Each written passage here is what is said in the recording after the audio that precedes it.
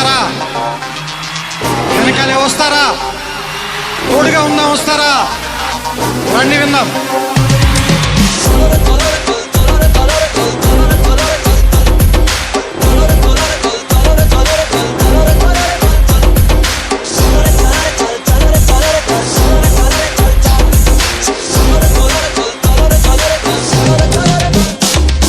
మిత్రమా, అసలే చీకటి, ఇల్లేమో దూరం, దారంతా గోతులు, చేతిలో దీపం లేదు, ధైర్యమే ఒక్క వచ్చం.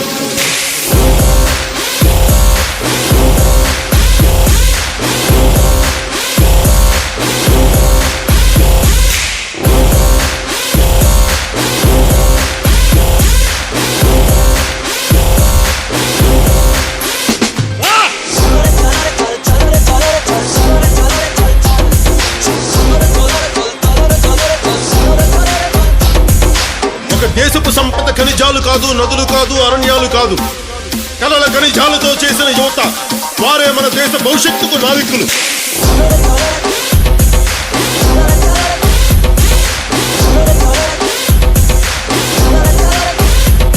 మన ఆత్మ గౌరవాన్ని దెబ్బతీసే వాళ్ళకి ఇదే చెప్తాం.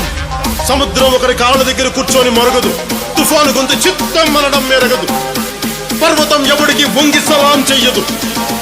నేను పిడిగినంత మట్టే కావచ్చు, కానీ గొంతెత్తితే ఒక దేశపు జెండాకున్నంత పొగరుంది.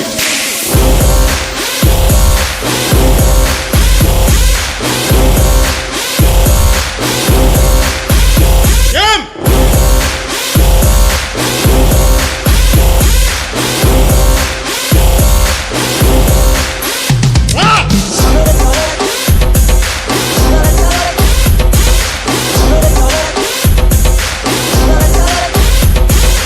ప్రజల ఓట్లతో అందలం ఎక్కిన నాయకులకి మనం చెప్పదలుచుకున్నది ఒకటే: దేశం మాకు గాయాలిచ్చినా మీకు మేము పువ్వులు ఇస్తున్నాం.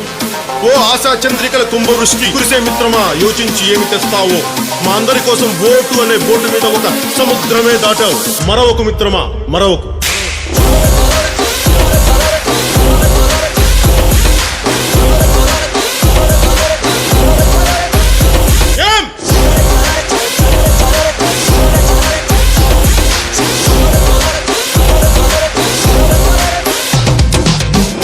మన హక్కుల కోసం పోరాడే ప్రజల రెక్కలని విరిచే ప్రభుత్వాలకి ఇదే మన మాట.